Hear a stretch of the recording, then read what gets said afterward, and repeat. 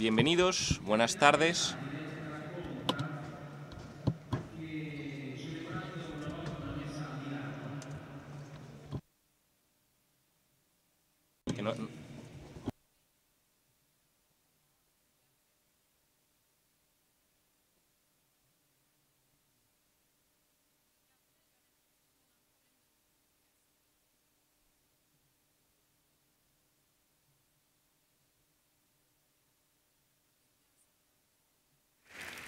Devo dire che da diverso tempo desideravamo avere... Tengo que decir que desde hacía bastante tiempo deseábamos tener aquí en el meeting al arzobispo Luis Antonio Talla, que es una de las figuras entre las más innovadoras, y puedo usar esta palabra, de la Iglesia Católica Mundial. Y además con nosotros tenemos al profesor Philip Jenkins, americano, enseña en Texas,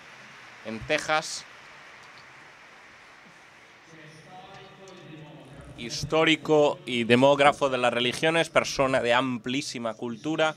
Sus estudios y libros, como le decía él mismo antes, tienen el mérito de abrir perspectivas cada vez más nuevas y sorprendentes.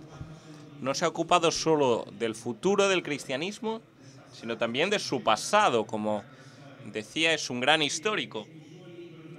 Un libro suyo en particular, que se llama El Mundo Perdido, es ciertamente una excavación excepcional en una historia muy poco conocida, al menos en nuestro país, como es la de el cristianismo en Oriente.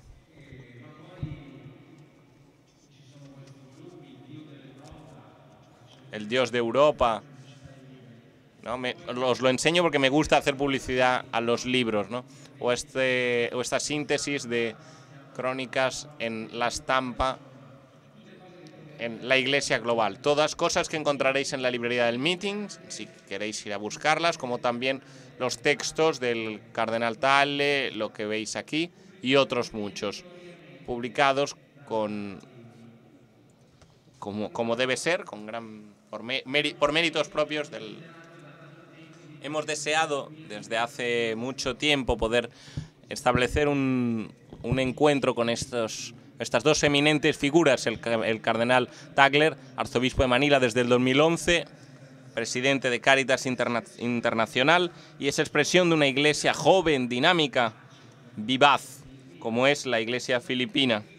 Una iglesia que aquí conocemos poco, quizás porque estamos excesivamente preocupados y replegados sobre nosotros mismos y nuestras fatigas, sobre el cansancio de Occidente, sobre nuestros problemas para mirar más allá.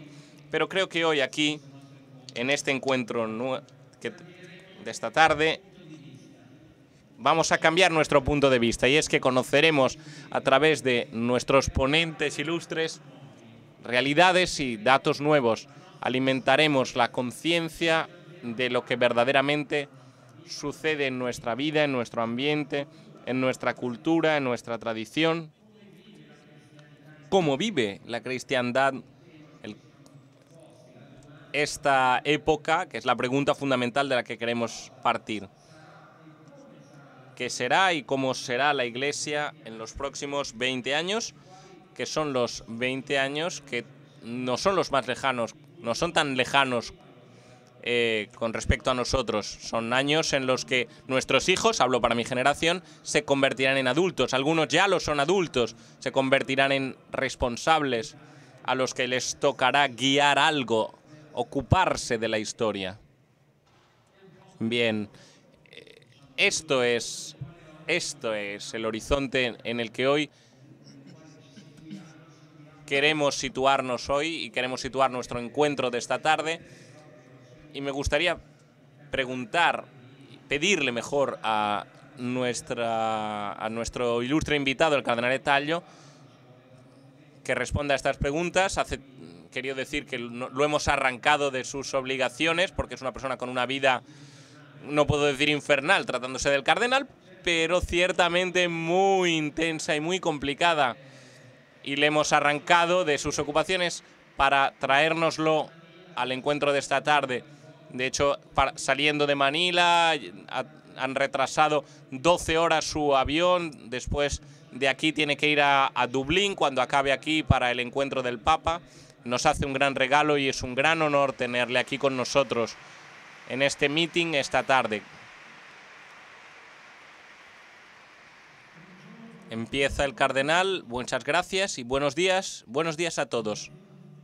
Es para mí un privilegio y una alegría para mí estar presente en el meeting de Rimini de aquí, en la edición del 2018 del meeting de Rimini, y os traigo un caluroso saludo de los filipinos, de Manila, de mi diócesis. Me gustaría dar una contribución, dar un aporte a este tema que lleva por título a la Iglesia frente a un cambio de época. No solo una época de cambiamiento, sino el cambio de época.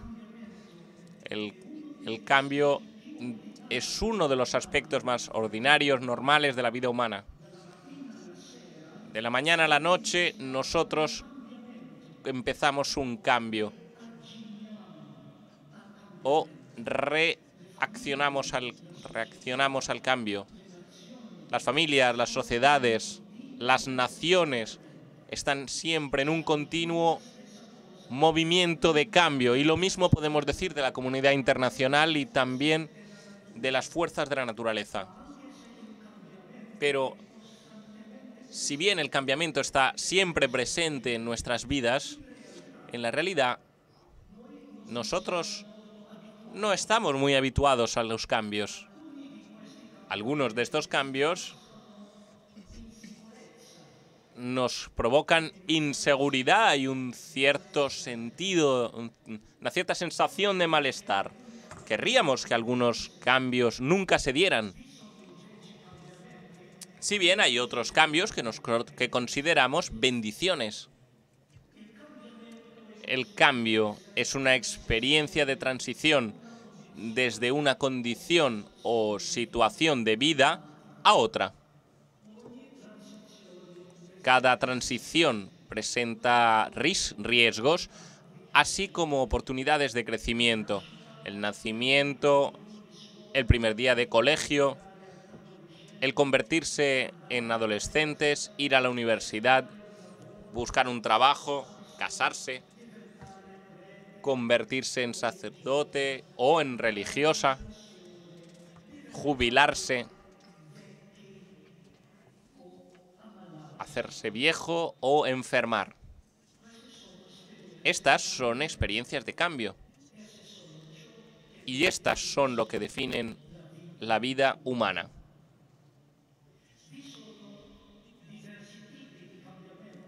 Hay diferentes tipos de cambio, así como hay diferentes causas o contextos de cambio.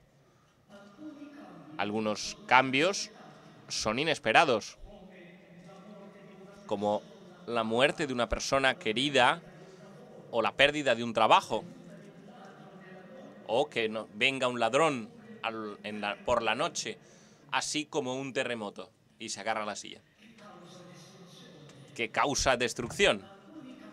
Algunos cambios se eligen y planificados deliberadamente. Otros, por el contrario, son consecuencias de decisiones y acciones, tanto nuestras como de otras personas. Pero más allá del tipo de cambio que se encuentra ante nosotros, el cambio requiere una respuesta.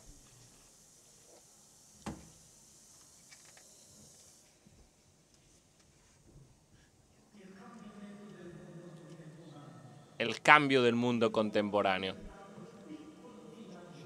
El mundo se ha convertido ya en una pequeña aldea global a causa de las comunicaciones sociales, de las redes económicas y del acceso a viajes de largo recorrido.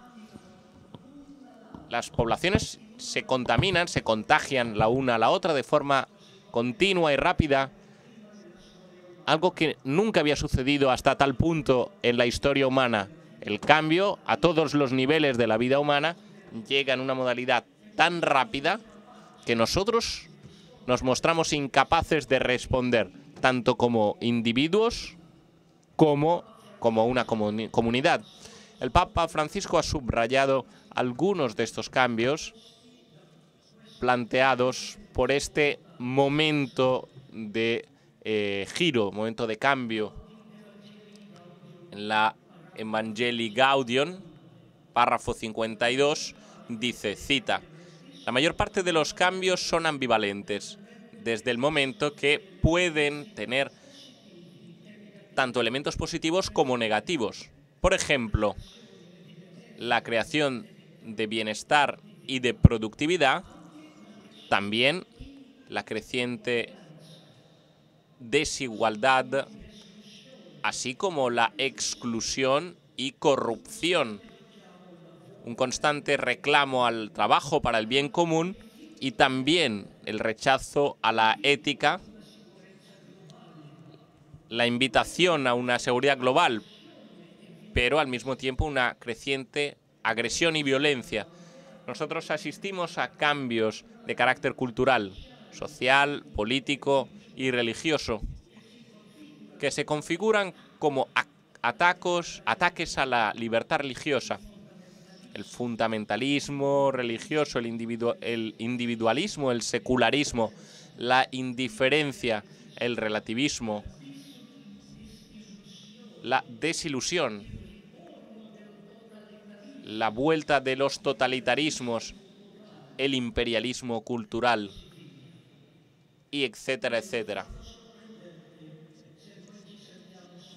No es un hecho sorprendente si nosotros nos sentimos arrasados por todo esto, superados por todo esto. Me gustaría apuntar una falta de acogida por parte de los inmigrantes forzados, los refugiados, en un mundo que desea ser global. Encontramos también barreras, muros, la falta de acogida. No obstante, la Iglesia ha sido llamada para ser el signo e instrumento, el sacramento de la nueva humanidad en Jesucristo, nuestro jefe, sacramento de comunión.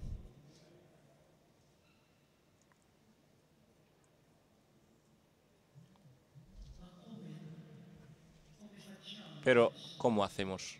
¿Cómo hacemos esto? Con la gracia de Dios, ciertamente. Pero tenemos que responder a un mundo que no acoge a los demás, un mundo que ve en los demás una amenaza.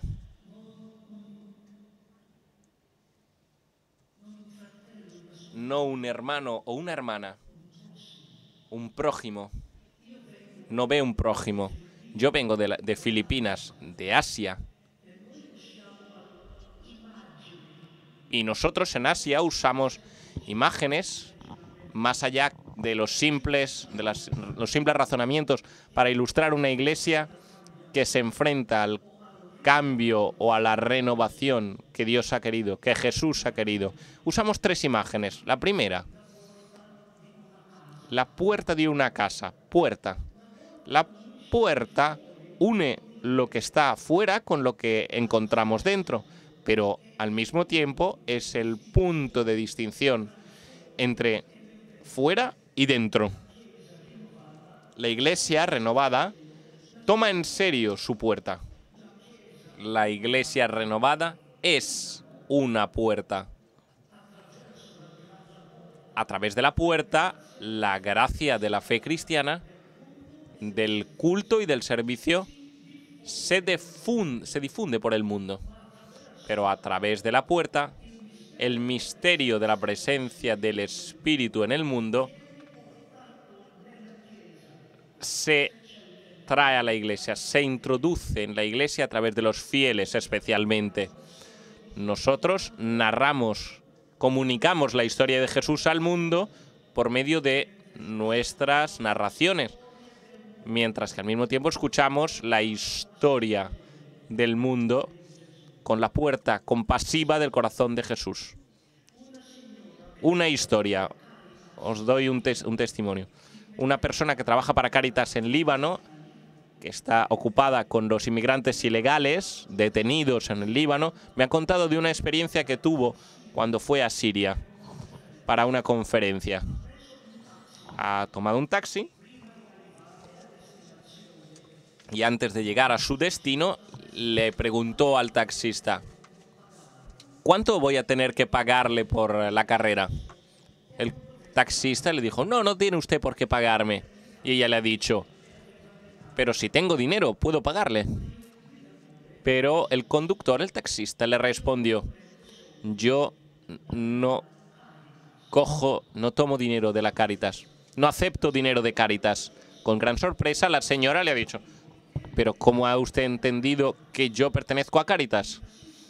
A lo que el taxista respondió: hace 3 años yo estaba prisionero en Líbano como inmigrante ilegal. Y fue allí que la ha visto usted, señora. Una noche estaba enfermo, pero los guardias, la policía, no querían darme medicinas. Es entonces, en ese momento, que viniste tú. Te pedí una medicina y tú me la diste. Esa noche dormí muy bien. Y he pensado así. Durante 3 años el rostro de esta mujer de Cáritas quedó marcado en la memoria de este hombre.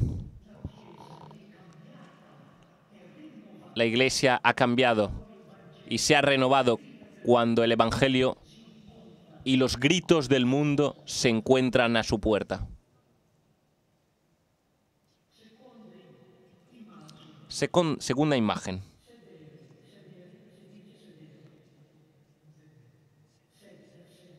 La silla. El sentarse a la mesa. Los asiáticos aman comer, les encanta comer, como a los italianos. Comer no es solo una cuestión de comida, de alimentos, sino es reunirse también en una comunidad, una familia. La mesa está completa, no solo cuando hay comida, sino también cuando hay historias humanas que nutren la amistad y la solidaridad. Una iglesia renovada puede compararse con una gran mesa que tiene un hueco para todos. Una mesa en la que los bienes y los recursos de la tierra deben ser compartidos especialmente con los más pobres. Es una mesa donde la gente que no tiene nada que comer y no tiene nadie con quien comer, puede sentarse con dignidad alrededor de la mesa. La Iglesia ha cambiado. Ha sido renovada por el espíritu de recíproca aceptación, participación, interdependencia y corresponsabilidad. Un día, con un amigo en su coche, hemos ido a visitar un lugar en la zona de Metro Manila. A lo largo de la calle, el semáforo se puso en rojo y nos forzó a detenernos. Inmediatamente surgieron entre los automóviles vendedores ambulantes de flores, caramelos, galletas, etcétera, etcétera. Nuestro conductor dijo a los vendedores ambulantes que no teníamos necesidad de nada que comprar, así que pasaron a los vehículos sucesivos, los que estaban detrás de nosotros. Al imprevisto, uno de ellos, que vendía galletas, volvió corriendo hacia nuestro automóvil mientras me llamaba por el nombre. «Cardenal, cardenal», le saludaba. Tanto mi amigo como el conductor le dijeron: «No tenemos nada que comprar, no queremos comprar nada», pero el vendedor seguía llamándome, mostrándome sus galletas. Sin la autorización de mi amigo, que era el propietario del vehículo, yo bajé la ventanilla del vehículo y saludé a este hombre. Y nuestro conductor le volvió a repetir que no teníamos nada que comprar. Y el vendedor dijo: «Pero si yo no se los quiero vender, se los quiero regalar al cardenal, como un regalo».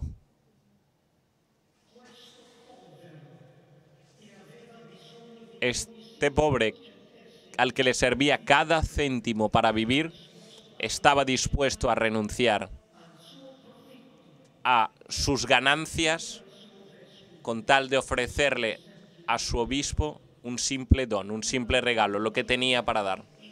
Una nueva iglesia ha surgido, ha brotado ante mis ojos, mostrándome el poder de los últimos, de los más heridos, ofreciendo la buena nueva de la comunión y de inclusión.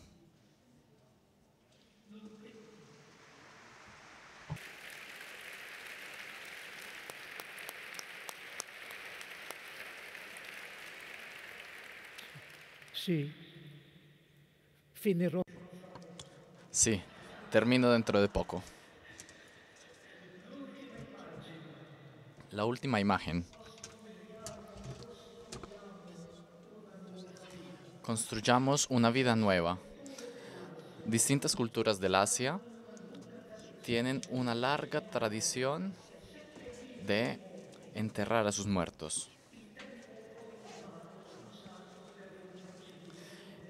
El tiempo largo empleado para el luto ayuda a que se puedan ver para que en un modo lento se puedan comenzar de nuevo en la vida. El luto nos ayuda en un modo en el cual podemos poco a poco recomenzar nuestro camino. Las cosas mejores del pasado las podemos llevar poco a poco en el futuro. La Iglesia vive de la tradición del Evangelio. El Evangelio es eterno, porque Cristo es eterno. Pero Cristo, al mismo tiempo, es la fuente de la novedad. El Evangelio no es un museo del pasado, sino la vida que sostiene la Iglesia en cualquier momento histórico, en cualquier lugar o cultura. Quedarnos anclados en formas sociológicas o culturales de otro tiempo o de otro lugar, como si fueran iguales al Evangelio eterno, podría ser una elección que debilita en vez de renovar a la Iglesia.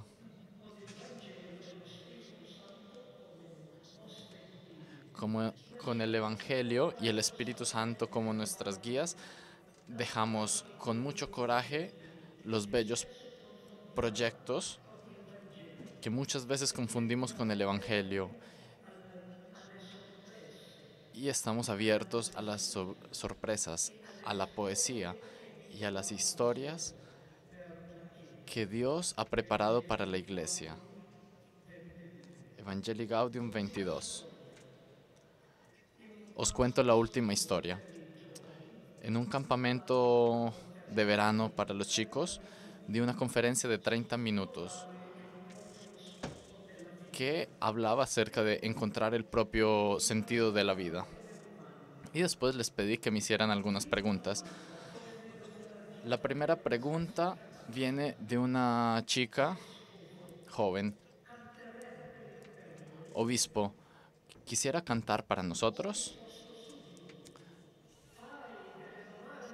Le respondí inmediatamente: haz una pregunta razonable y después cantaré para ti. Después de esto hicieron muchas preguntas y al final un chico preguntó: Ahora sí, ¿quieres cantar para nosotros? Y entonces los invité a cantar un canto popular conmigo. Después vinieron a pedirme una bendición y querían tocarme, me pidieron un foto, un selfie, un autógrafo. Querían un autógrafo en sus libros y en sus camisetas, en sus playeras.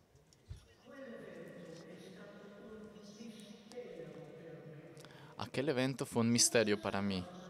¿Qué cosa estaba sucediendo?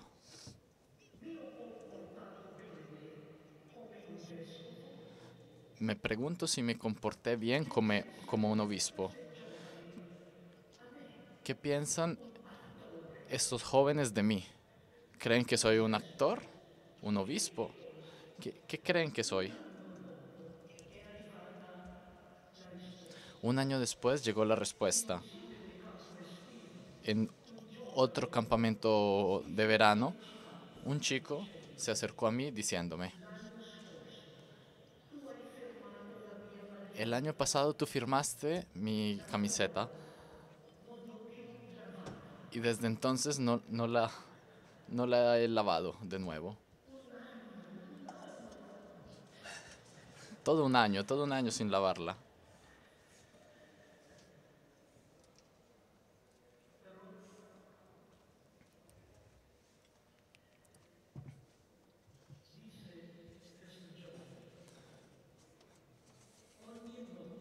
Dijo este chico además, cada noche la doblo y y la coloco debajo de mi almohada. No veo a mi papá desde hace muchos años y con esta camiseta debajo de mi almohada soy consciente que tengo en la iglesia una familia y que tú eres un padre para mí.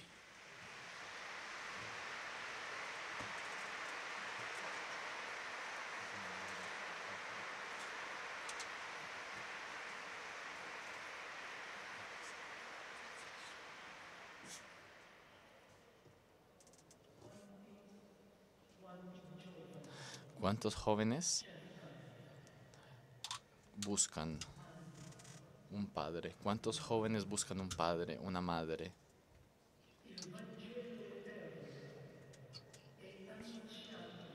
El Evangelio eterno es, se anuncia bajo la forma de una camiseta que un obispo firmó para un chico que tenía deseos de una familia y de un padre.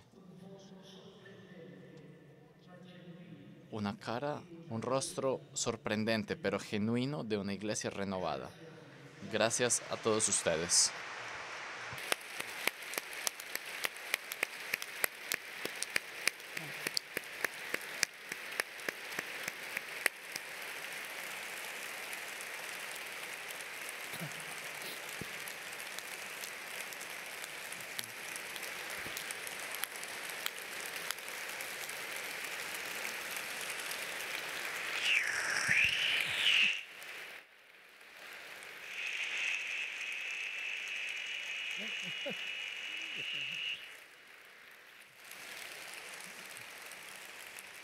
Il professor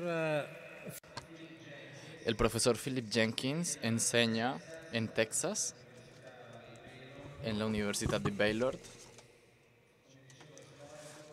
Como os decía, es un historiador, eh, estudia historia de la religión, demógrafo, estudia criterios en los estudios de demografía para desarrollar un conocimiento más profundo de las religiones, de su desarrollo, de sus dimensiones, de su futuro. Ha escrito muchos volúmenes, de los cuales muchos han sido traducidos incluso en italiano, y por esto os decía que lo esperábamos desde hace mucho tiempo en este meeting porque sus estudios son de verdad muy iluminadores sobre lo que será la iglesia. Y cuando pensamos a lo que será, En el fondo, reflexionamos sobre lo que somos ahora. Gracias, profesor.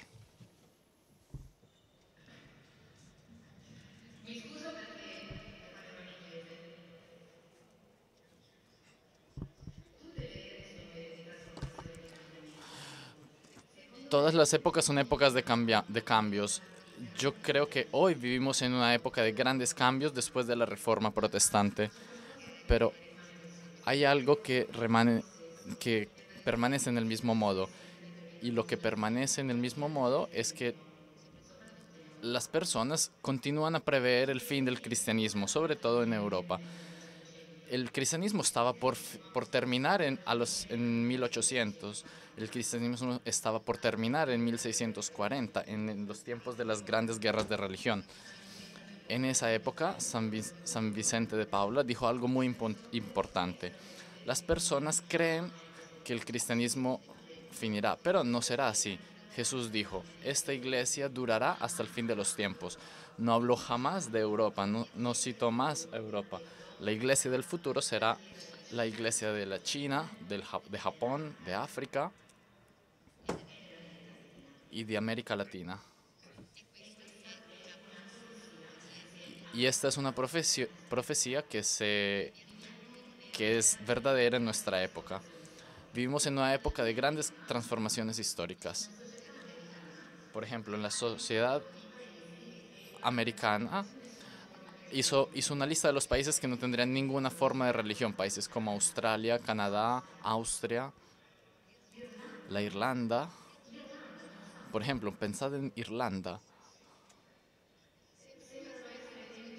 Parecen ser tiempos muy duros, pero si miramos el mundo, vemos de todos modos que el cristianismo crece. Obviamente la iglesia está cambiando, está evolucionando, pero esto es lo que hace al hombre un ser humano, que crece, que es dinámico, que respira.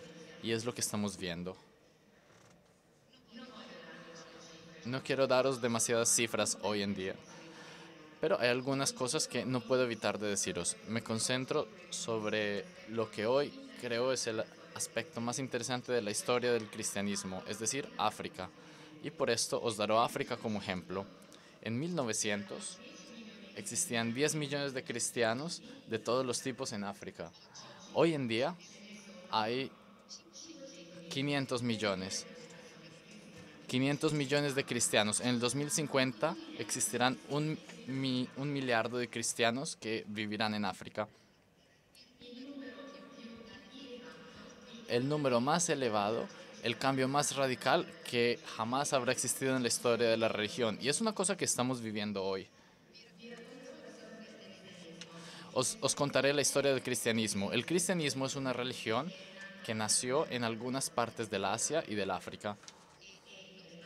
Y en nuestras vidas, esta religión decidió de tornar a casa, de regresar a casa. En 1900, más del 80% de los cristianos del mundo vivían en Europa y en Norteamérica.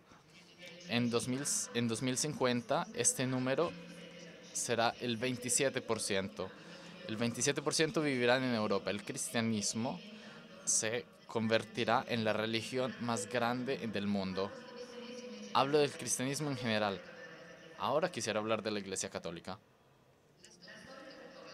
La historia católica es incluso más dramática respecto a la historia del cristianismo. En el 1900, África tenía menos de 2 millones de cristianos. Hoy existen más de 200 millones. En el 2050 existirán 460 millones de católicos que vivirán en África. En el 2030 habrán más católicos en África que en Europa. Esto en el 2030. Quizás os quedaréis en qué modo, si estas cifras, si estos números son confiables. En algunos casos no son confiables. Os explico por qué. En mi universidad tenemos personas que hacen investigación, es decir, investigadores que preguntan a las personas de qué religión son. En los países africanos, hay, hay algo muy coherente, muy extraordinario que sucede. Las personas que dicen ser católicos y que se describen como católicas es un número mucho mayor del número oficial de personas registradas en las autoridades civiles. La Iglesia Católica, digamos, está subestimando por lo menos el 20% de los cristianos católicos en África. ¿Por qué? Porque están demasiado ocupados a bautizar las personas para contarlas. Es esto lo que entiendo por cambio. Esta no es toda la historia, hay mucho más.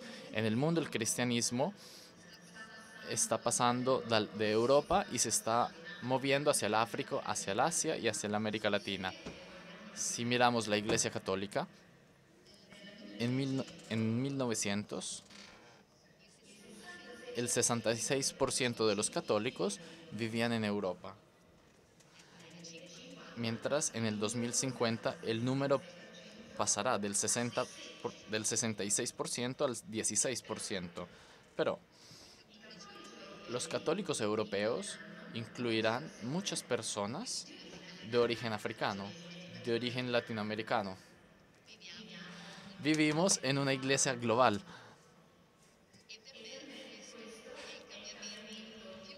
Y para mí este es el cambio más grande del cristianismo después de la Reforma Protestante. ¿Queréis tener una idea de cómo será el mundo católico en el 2050? Brasil, México, Filipinas. Y serán incluso 2 países europeos, Francia e Italia. Y por lo demás, toda la expansión será en África, Nigeria, Congo, Uganda. Una iglesia compuesta de todas las razas y de todas las personas. Digamos que es una idea de visión bíblica esta. Podemos ver la historia desde muchos puntos de vista. Podemos verla en términos de conversiones, y hay muchas conversiones cada día, pero gran parte de la lección está vinculada a la fase que me trajo acá y que es la frase del meeting. Las fuerzas que mueven la historia son las mismas que hacen al hombre feliz. Las fuerzas que mueven la historia son las que hacen felices a las mujeres, a los niños, a los hombres. Cuando los científicos hablan de este fenómeno, hablan de la demografía de la población.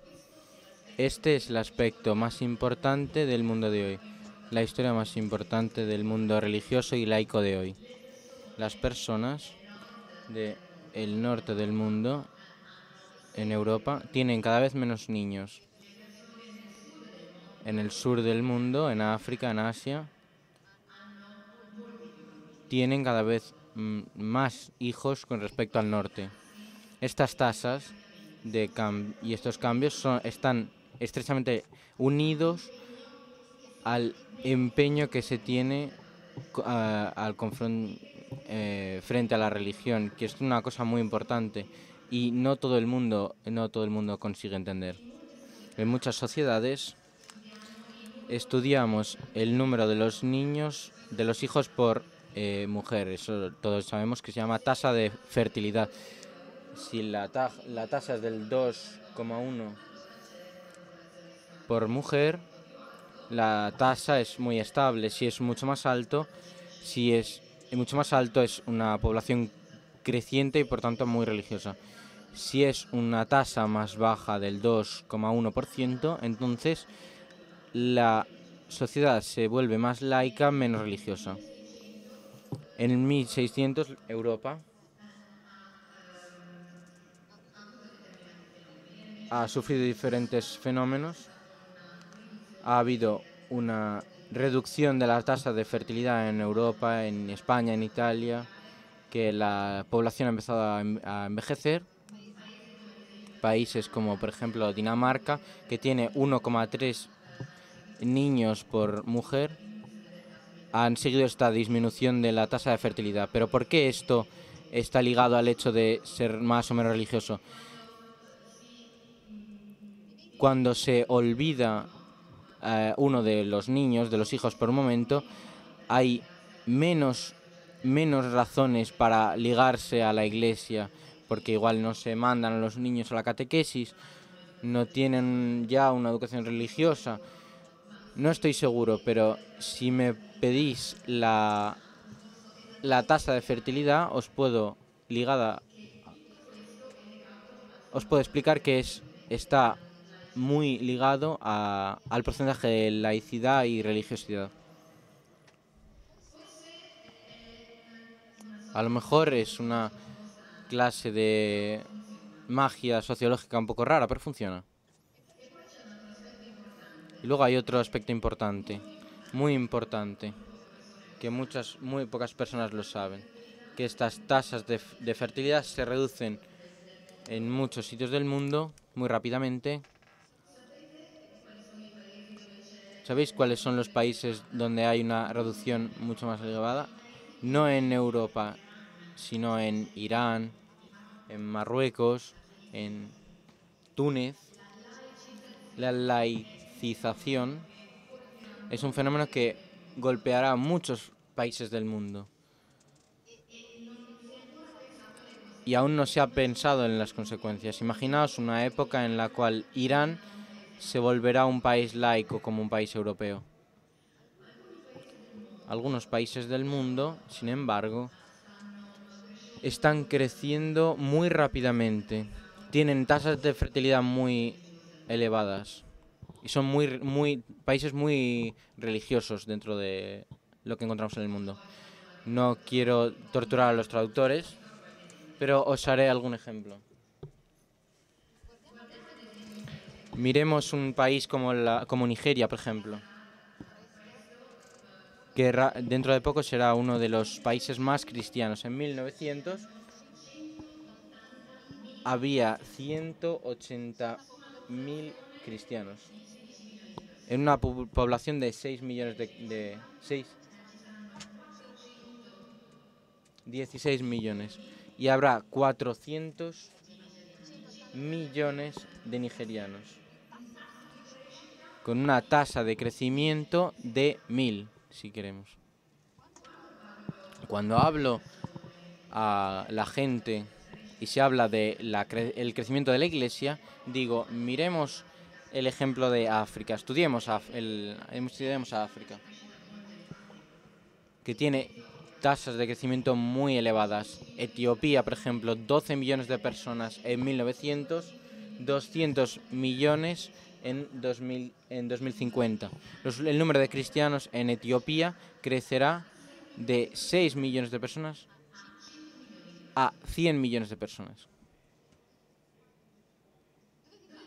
¿Dónde vivirán estas personas? La respuesta es: muchos de ellos irán a aquellas sociedades del envejecimiento donde no hay suficientes personas para hacer los trabajos, pagar las tasas. Por tanto, vendrán en Europa, en Estados Unidos. Habrán musulmanes y habrá cristianos entre los inmigrantes. Habrán decenas de millones de nuevos cristianos muy apasionados, muy sinceros. Y esto es uno de los cambios más importantes de la historia del cristianismo de hoy. Y podremos hablar de muchos otros países del mundo refiriéndonos al fenómeno de la inmigración, por ejemplo al Golfo Árabe, Kuwait, países que son tradicionalmente musulmanes. Ahora tienen una gran población cristiana justamente gracias a la migración. No han decidido poner muros, barreras contra los cristianos emigrantes. Ahora tienen una población cristiana del 10%, 15% por lo menos.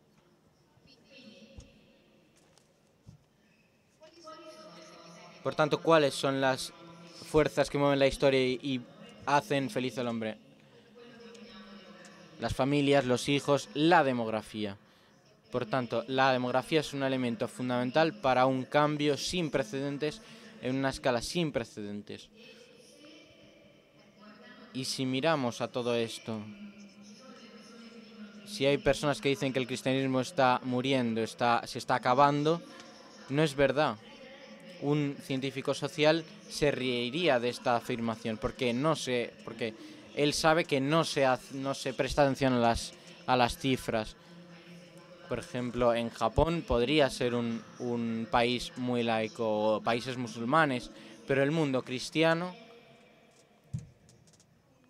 es un mundo en fortísima expansión.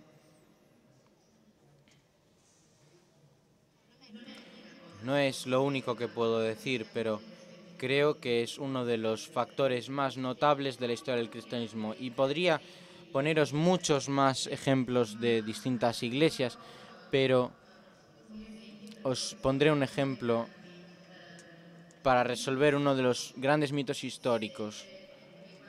Si miramos a Ucrania, hay, por ejemplo, un líder cristiano que se llama Sande Adeleja.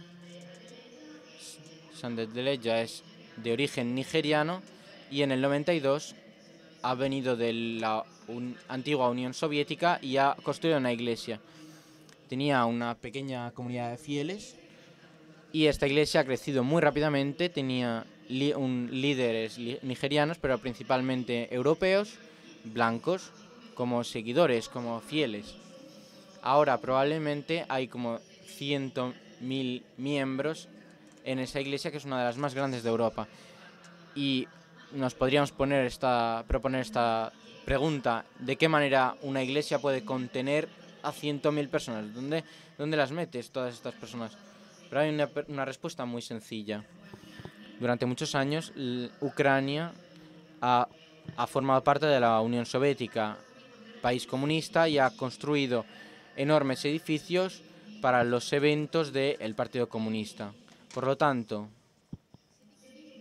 si os preguntáis cuál es la función histórica del comunismo, es la de construir iglesias suficientemente grandes de manera tal que se puedan contener los fieles de la iglesia nigeriana.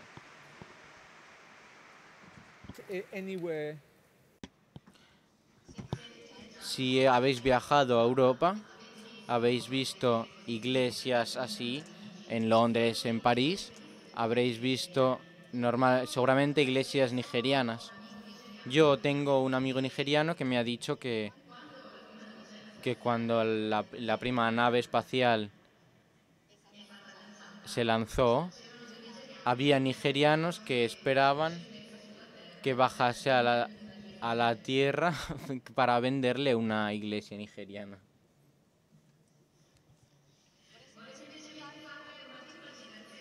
Querría hacer una pequeña cita, si me permitís.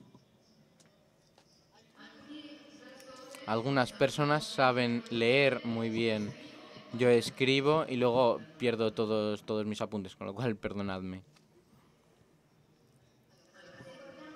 Si miramos las tendencias religiosas, la idea de que la iglesia cristiana esté muriendo es absolutamente errónea. No es la primera vez que se dice. Mark Twain, en su tiempo, había dicho: en este momento, en este mundo, hemos visto morir el poder romano católico durante muchos siglos. Muchas veces nos hemos preparado para el funeral y, sin embargo, después lo hemos pospuesto porque igual no hacía buen día. Una de las cosas más inciertas en el mundo es la muerte de una religión. Por tanto, seguramente podemos organizarnos para encontrarnos en el cementerio, en la tumba de la iglesia. Pero seguramente tendremos que esperar durante mucho tiempo. Gracias.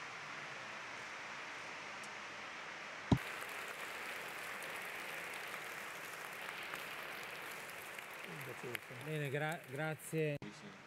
Gracias, profesor. había dicho que de este diálogo habrían salido nuevas cosas, nuevos conocimientos nuevos, cambios de puntos de vista. Cuando empecé a leer sus estudios, siempre me sorprendieron porque muchas cosas que nosotros damos por descontado no son de hecho para nada. No lo son de hecho para nada. Querría pedir a su eminencia que nos donan estas nuevas formas de cristiandad. Decía el profesor, el cristianismo vuelve a casa porque ha nacido en África, en Asia. En su libro habla del rostro asiático de Jesús. ¿Cuál es el rostro de esta nueva cristiandad? Que esta nueva Iglesia Católica está cambiando tan rápidamente. Hemos oído que en pocos años en África habrá casi 500.000 de católicos.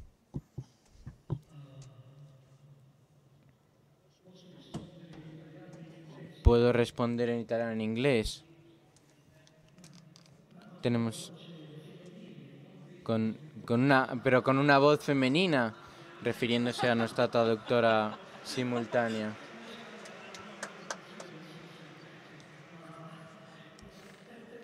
Intentaré hablar en italiano.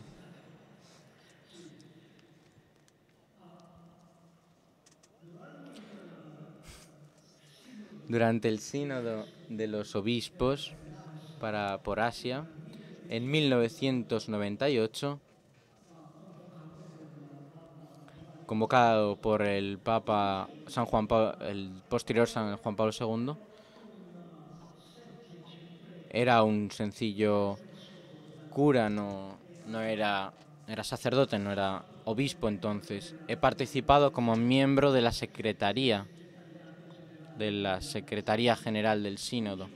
Un día, el Papa Juan Pablo II, después de la oración, se ha levantado con los ojos directamente fijados en los obispos asiáticos, ha declarado: el Señor Jesucristo nació en Asia. La Iglesia ha nacido en Asia. Y desde Asia está siempre por ahí, por todos los lugares del mundo. El rostro del Señor Jesucristo asiático no es un argumento abstracto. Cuando leemos, por ejemplo, el Evangelio, la forma de hablar de Jesucristo, no con conceptos, sino mediante historias, parábolas, es muy asiática, es muy de la cultura asiática. Para reunir a los discípulos no hace una charla o un seminario, sino con una fiesta en la que se come, comidas. Nosotros en las parroquias, cuando tenemos esta necesidad de reunir los jóvenes, no para un seminario,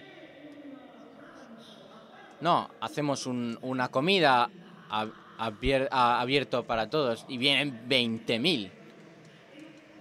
Y durante la comida o la cena, poco a poco compartimos la comida, compartimos las historias de vida y la historia de Jesucristo.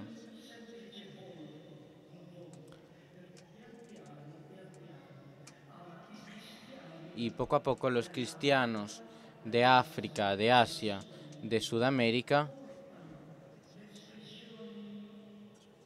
traen las expresiones culturales, sociales, nacionales, pero es el mismo evangelio. Cuando estaba en Nigeria, no he entendido la lengua litúrgica pero sabía que es la misma Eucaristía y el mismo Evangelio, pero pronunciado de una manera africana. Por ejemplo, nosotros en el rito romano, el diácono lleva el Evangelio con solemnidad.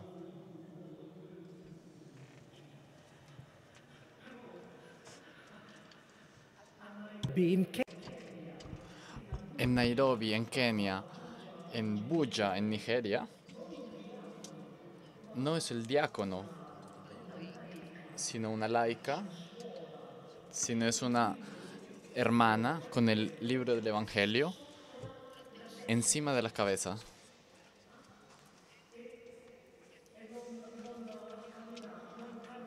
Y no camina con solemnidad, sino que baila con alegría.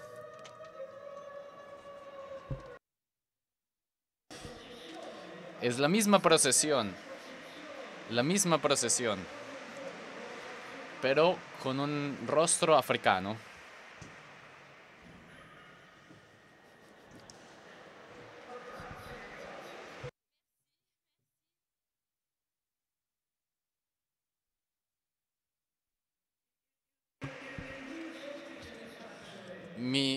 Simplemente mi mensaje es, si hay un contenido conceptual, pero para entenderlo, para entender los distintos rostros de la iglesia, en la única iglesia, del único evangelio, tenemos que experimentar.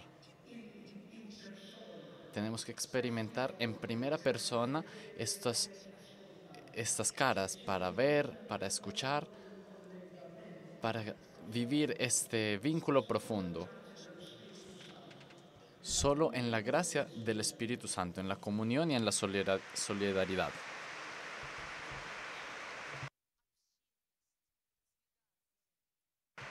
Profesor, puntemos un momento los reflectores sobre Europa y sobre Italia, porque nos ha hablado de estas visiones, de estas perspectivas de África, Asia, pero nosotros de todos modos estamos un poco preocupados. Al inicio decía que quizás estamos demasiado preocupados sobre nosotros mismos. Lo decía el mismo cardenal Ratzinger hace muchos años antes de ser elegido papa. Vendrá un tiempo en el cual no tendremos suficientes personas para llenar las maravillosas catedrales que hemos construido en Europa. Y es el proceso contrario de lo que está sucediendo con aquellos depósitos comunistas en las iglesias pentecostales en Rusia. El mundo es maravilloso por esta diversidad. Entonces, ¿cómo lee usted este fenómeno? ¿Cómo lee usted este fenómeno de perder, de la reducción del cristianismo en este continente, que de todos modos ha sido como su cuna histórica?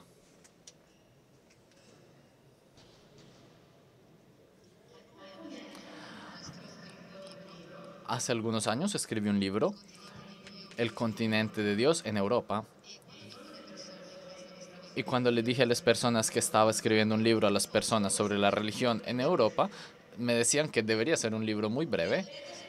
Y yo decía, no, está cambiando, las cosas están cambiando. Entonces, hay un cristianismo de migración.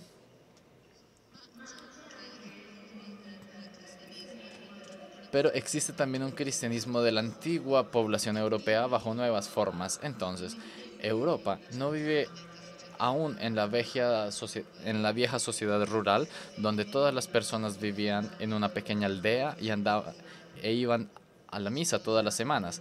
Las ciudades han crecido y la sociedad es mucho más compleja y por tanto las estructuras cambiaron. El corazón, de todos modos, permanece el mismo, incluso si las estructuras han cambiado durante el tiempo. Sería extraordinario si no hubiera sido en este modo. Lo que está sucediendo con las iglesias en estos años es que las iglesias se están adaptando a las nuevas sociedades, no a las viejas sociedades de masa. Y por tanto, lo que yo escribí es que los nuevos movimientos eclesiales en la Iglesia Católica, escribí de esta tendencia, por ejemplo, en la Iglesia de Inglaterra, donde pasa a una idea de sociedad muy diversa del trabajo y de la familia. Por tanto, dentro de 15 o 20 años podría ser una iglesia nigeriana aquí, como podría ser una iglesia tradicional europea, que vivirán en paz, en caridad, y que vivirán juntas y compartirán muchas cosas, pero de todos modos serán cristianas y completamente católicas. Es completamente católico esto. Una cosa que me sorprende de Europa es esta fuerza de creencia espiritual, incluso si no está vinculada con la iglesia institucional. La popularidad de los peregrinajes. En Europa los peregrinajes es uno de los instrumentos más potentes de la fe. Es una fe que no está muriendo, por el contrario, está creciendo. Por eso yo uso este término, el crecimiento y la evolución. Si un fenómeno no crece y no evoluciona, muere. Por lo tanto, el cristianismo en Europa está evolucionando, está cambiando, lo cual es distinto.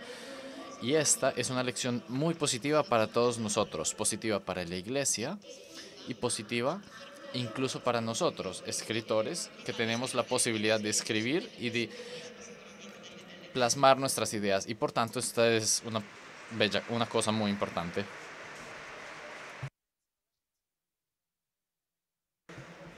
Regreso a usted un momento para después dar una conclusión con su eminencia. El libro que me impresionó mucho, La historia perdida del cristianismo, el milenio de oro de la Iglesia en Medio Oriente, Asia, es un libro de verdad extraordinario y os juro que lo recomiendo mucho porque es el descubrimiento de una historia completamente desconocida. Es la historia de la expansión del cristianismo, de la gran difusión del cristianismo entre el siglo V y XV, en el cual existía una estructura de las iglesias orientales, las cuales tenían 300, 400, 500 diócesis, eran más grandes de aquellas que teníamos en Europa en algunos siglos. Esta es una historia perdida. Usted dice una cosa muy preocupante, muy dura en este libro. Las civilizaciones, las religiones pueden ser canceladas, eliminadas de la historia. Esto me impresiona mucho. Por tanto, no somos inmunes, no estamos exentos de este peligro en la historia concreta.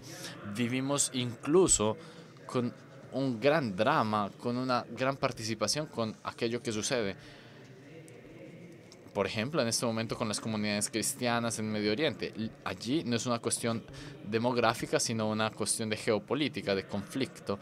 Y nosotros vivimos también con este sentimiento de drama, de urgencia, de las realidades de algunos lugares, donde por autoextinción o por conflictos, el cristianismo corre el riesgo de desaparecer.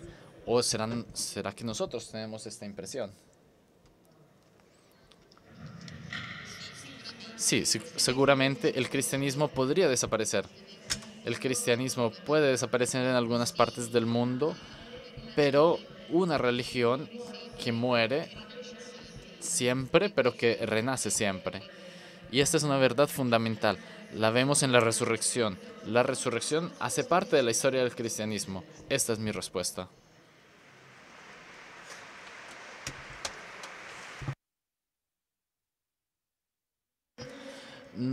No es simplemente una doctrina teológica, es un hecho histórico que se puede observar. El cristianismo muere, se reforma, renace, pero quizás las personas que ven nacer el sol no son las mismas que ven el atardecer.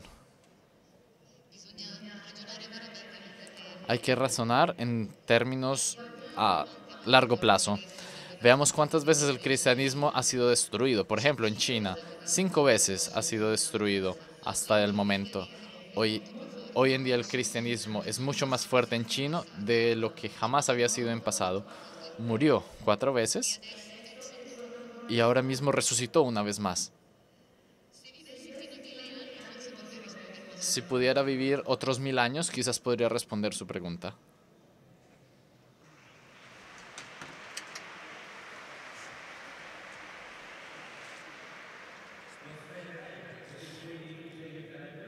Yo espero que sea así.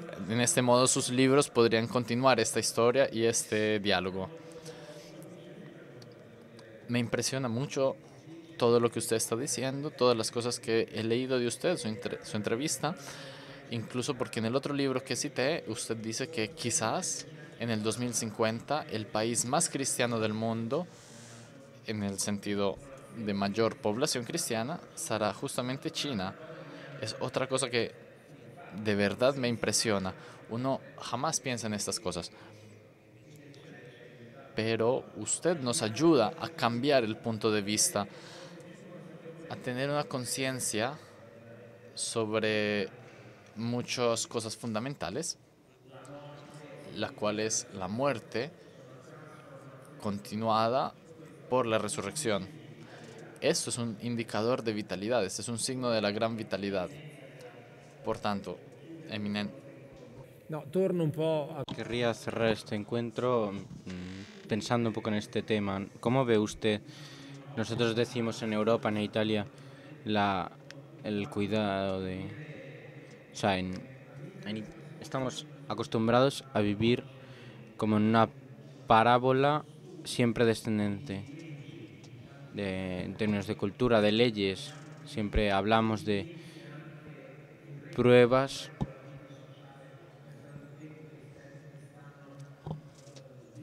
que las culturas se están disolviendo, como ha dicho usted, la cuestión de la acogida,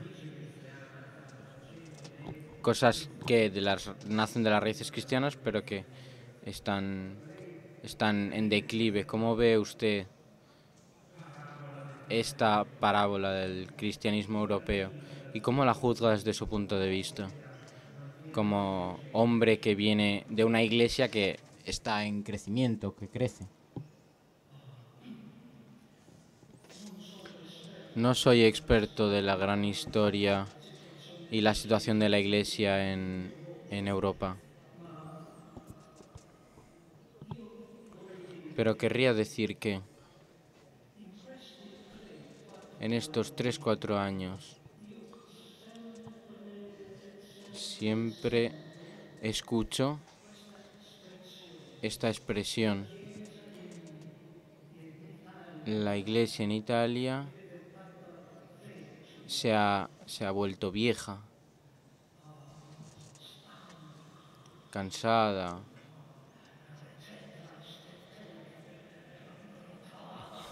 No solo dice, sino que también lo interpreta. Pero yo querría preguntaros, ¿cansada de qué? Porque cuando un pueblo repite como eslogan, somos viejos, estamos cansados, esta repetición se vuelve una realidad. Porque hacemos hacemos realidad lo que nosotros pensamos, lo que nosotros repetimos como un mantra. Desde cierto punto de vista, igual hay una verdad dentro del eslogan, un trozo de verdad dentro de la afirmación de que la Iglesia en Europa ha envejecido, etcétera. Porque las situaciones de hace años no existen. Ya no existen. Pero me parece que tenemos que también ver los signos de la juventud. Os pongo un ejemplo. Una misa dominical en Milán, en la que el cardenal Scola me ha invitado con 20.000 filipinos en una misa. La iglesia no es vieja, la iglesia no está cansada, la Chiesa está viva. ¿Pero dónde se encuentra? En los inmigrantes. La pregunta es, ¿los inmigrantes están incluidos en la visión de la iglesia? Porque si lo son, si están incluidos en la visión de la iglesia no está cansada, es muy joven. Pero cuando se excluyen, entonces la iglesia es vecchia, está cansada. Hay dos visiones. Os pongo otro ejemplo. En Australia, un párroco de una parroquia cercana a Melbourne me ha dicho: yo aprecio muchísimo a la comunidad filipina de mi parroquia.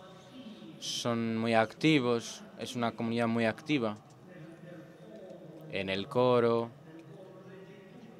en la liturgia, en los movimientos, los momentos carismáticos, etc. Y yo, gracias a Dios, gracias a Dios. Pero él me dice: una observación, eminencia. Pero vosotros los filipinos no tenéis el sentido de el adviento litúrgico. Y yo le pregunto: ¿pero por qué? Porque el coro filipino empieza a cantar canciones de Navidad el primer día del Adviento. Inmediatamente, sin el Adviento, llegamos a la Navidad. Pero porque en Filipinas la Navidad empieza el primer día de septiembre. El primer día de septiembre se empiezan a cantar canciones de Navidad, se empiezan las estrellitas, los descuentos de las tiendas, y la gente de Filipinas lleva a todos lados esta posición de la Navidad, esta concepción rápida. No queremos esperar, ya la Navidad. Y poco a poco la iglesia en Australia se ha filipinizado.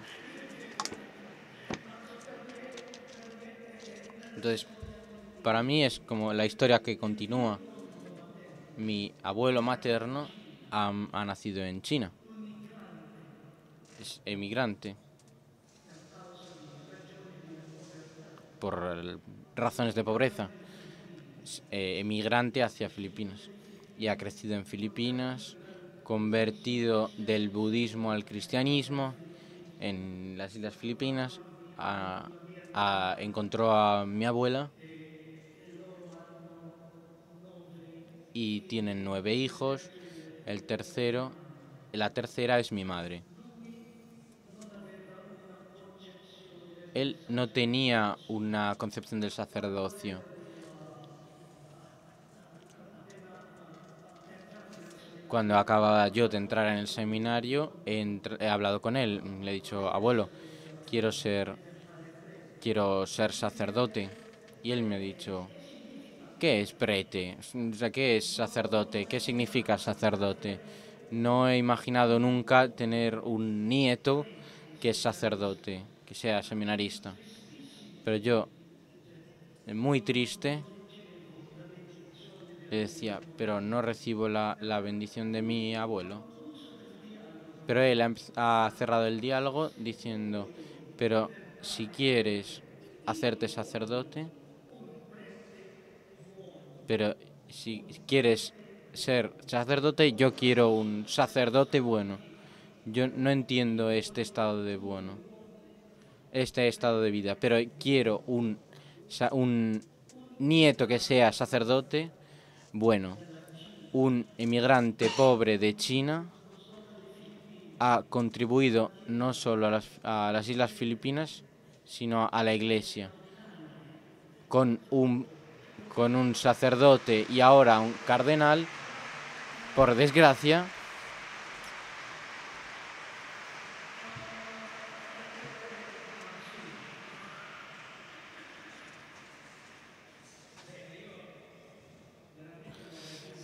Bien, querría cerrar este encuentro esperando con esta esperanza, que sea ya usted, Eminencia, o el profesor Jenkins, podáis volver aquí el año que viene a volver a abrirnos el corazón y la mente y las perspectivas y puntos de vista, porque necesitamos escuchar estas cosas. Necesitamos mirar el mundo con ojos nuevos y por tanto hoy, gracias a vosotros, hemos podido un poco experimentar un poco esta mirada nueva. Y ahora, si el público se dirige a la librería, encontraréis estos libros extraordinarios, y agradezco a los ponentes, su eminencia, que tiene todo tipo de compromisos, y le digo que si consigue venir el año que viene, le prometemos intentar un viaje menos complicado. Y al profesor Jenkins también le agradezco y aviso que seguirá un encuentro en el que continuará este diálogo a las 19 en el espacio. Bueno, cerramos porque lo siguiente en esta sala es otro encuentro muy importante, y os recuerdo que todo esto es gracias a la gratuidad posible del meeting, para lo cual hay varios puestos a lo largo de toda la fiera y de todo el meeting.